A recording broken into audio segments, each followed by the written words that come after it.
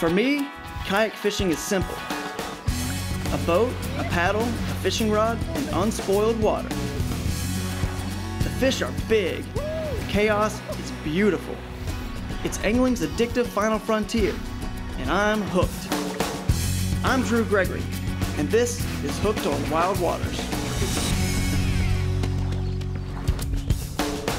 Gregory's Hooked on Wild Waters is brought to you by Jackson Kayak.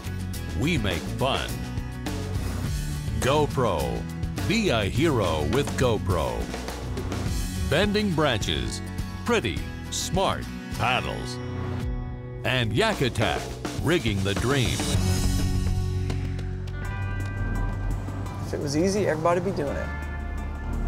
I don't want to go where everyone else is going and do what everyone else is doing. I was so stoked to get back to Georgia to fish for shoal bass. That's the fish that really, I would say, started my passion for the wild rivers. All right, man, we have arrived. The river level is looking good too, man. You know, this is one of my favorite rivers to fish, and it's actually part of the Altamaha River system, and it's full of shoal bass. I love shoal bass, and I love to catch big ones, and this river's got them. So that's why I brought my good buddy, Joel Japuntich, with me, who's been with me on as many river shoal bass fishing trips as anyone out there. We literally have fished every little ditch and creek you can think of in the entire system that the shoal bass live. Drew and I looked at the gauges and the weather and different spawning patterns in central Georgia. And after all that, we decided we would fish the Altamaha River drainage because the water levels were right and the water temperatures were good, and we figured we might catch some fish pre-spawn. We didn't want them actually to be spawning because then they're much harder to catch. All right, John. Let's do it, man. Could be the day of the world record. Now, I've caught some big ones. We've caught them around 7 pounds, a little bit over. The world record is 8 pounds and 12 ounces. The Georgia record is, what, 8 pounds, 3 ounces? Yep, 8.3. I mean, we're really close getting fish that are just a pound under the record. So it's definitely something that's possible, it's doable. It's a nice, fun challenge when you're out there in the water and live close by. I wish I lived closer to the shoal bass, man. I miss this a lot. The water was a little bit lower than I'd like it because when it gets higher, it actually turns the fish on. It excites them and it brings a lot of food down the conveyor belt to them. So we start paddling down to this beautiful set of shoals, and right off the bat, John misses a couple fish. Man, he came off. Dang it. He snuck up on me. I did not get a good hook set at all on him. I thought, hey, this is gonna be a pretty good day. I throw my chatterbait right where this water comes tailing out of a pool into another pool. Next thing you know, wham, fish on. I thought, man, this thing is big, it's fighting hard. It's a decent fish right there. Yeah, woo.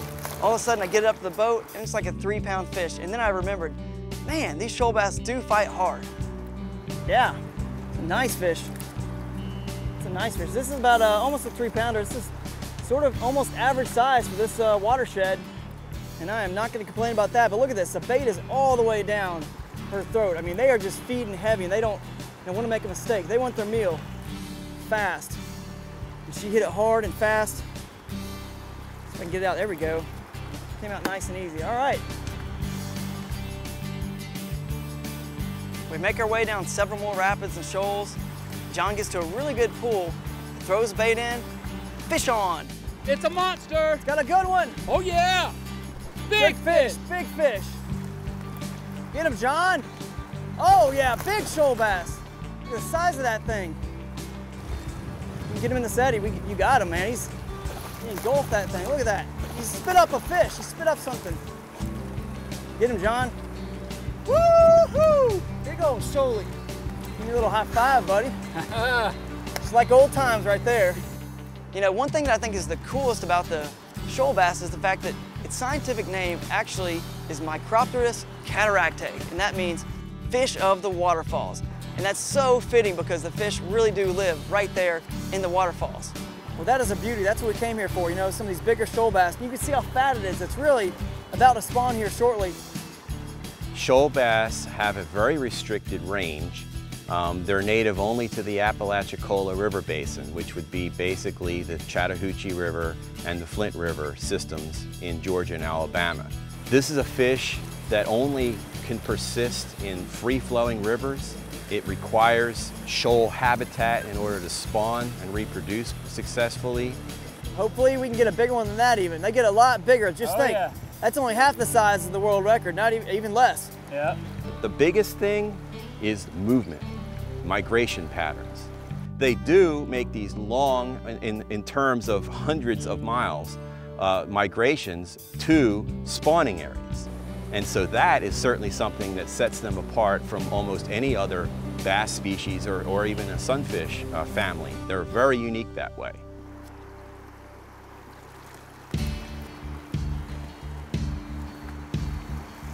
Gotta watch out for these logs that go across the river sometimes. All right, see if we can circle around here and fish below this pool. We paddled our way down this wild Georgia River. We hit a few small rapids. It was a lot of fun. We caught a few more small fish, but we're starting to wonder, you know, where are the biggest fish? Why aren't we catching more big fish? We've certainly caught bigger ones here this time of the year. What's going on in this river? We really need this water to come up, man. Yeah, we do. We did pick up some fish here and there, but not quite as good as we thought, mainly because the water was low. This section of river is controlled by a major dam, and they have releases that are basically unpredictable. And we expected them to raise the river probably around noon, which is what they had done the day before, but this particular day, well, they decided to leave it low. And unfortunately, the shoal bass, they don't bite as well at low flows, especially at this time of year. I decided to change tactics a little bit and fish more of the slower water on the bank, which typically doesn't hold shoal bass, but some of the other species that I love to catch. And sure enough, I'm throwing this buzz bait, this topwater lure, you know, right along the bank, and wham! I had a spotted bass on, but my line was just over the tree limb, so it gets hung, and sure enough, this fish is just kind of dangling from the tree limb, like stay on, stay on. This is what you call fish sticks. Paula Dean. Oh, there we go, came off the branch. It's a nice little spotted bass here. One of the, actually the closest cousin to the shoal bass. You can see they have a kind of a similar mouth, but the shoal bass have a little bit bigger mouth, which is why we throw bigger baits for them. And these two are a real pretty fish though. But they're an invasive species to this river system. But you know, when something fights so hard and is this pretty, you know, it's hard not to enjoy it. The biggest threat to all these bass species, and especially shoal bass right here where we are, is illegal introductions of non-native bass species into their habitats. This is almost becoming an epidemic in our country. In this area of the world, it's spotted bass. That's the big problem fish that's been introduced. And you start ending up with hybridization between the species, and you're starting to lose what is really a shoal bass and what's just a mutt. And we don't really know what the end result of that is going to be, but we're pretty sure it's not a good thing. Come on, water. It's about time to turn on. We'll get some more shoal bass, hopefully some big ones. Downstream of this rapid, we've been known to catch some big ones, so it could happen today. All right. Big chunk of plastic. Looks like a fish. Do something.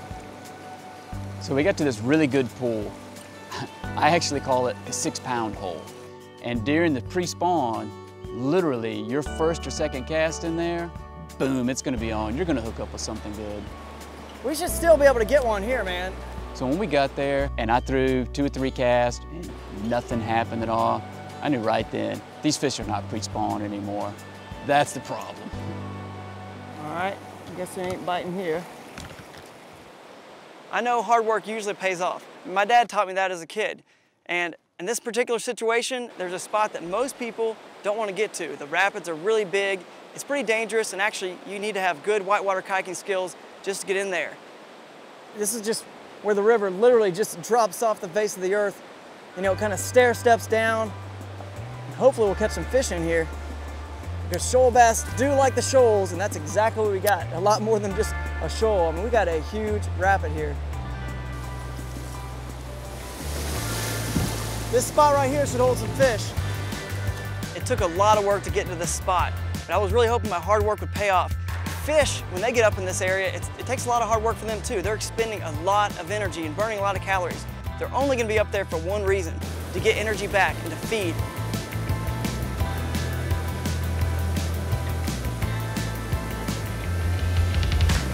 Oh, fish on. Can't tell how big it is though. I'm fighting this fish. It's got a lot of energy. It's using the current against me. It's definitely tough, and I could slip at any moment on this rock. This is a crazy way to fish right here. This is insane. It's a lot of fun. There we go. Not a bad shoal bass. Nice 3.5 pounder. Look all around, guys. This is just incredible to see a sight like this and a fish that lives amongst it, in the middle of it. I mean, just think about what a crazy world and a crazy life this thing has to go through. That's why they're so strong. And really, it's a lot of the reason why they're so beautiful. You know, they live around these rocks. They got to be camouflaged and blend in. I love catching these fish. It's hard to do it, but that's why I love to do it. Not many people are going to get out in this kind of wild water. Woo! This last fish was definitely an epic sunset fight amongst wild waters. You know, it wasn't the biggest fish I've ever caught, but if I slip to my right or my left, I'm in deep, swift water. That's what river fishing is. It's about getting out in the wild, enjoying the kayaking, the rapids, the scenery, the wildlife. And then guess what? Well, most of the time we get to catch really big fish too. So why would you not want to do this?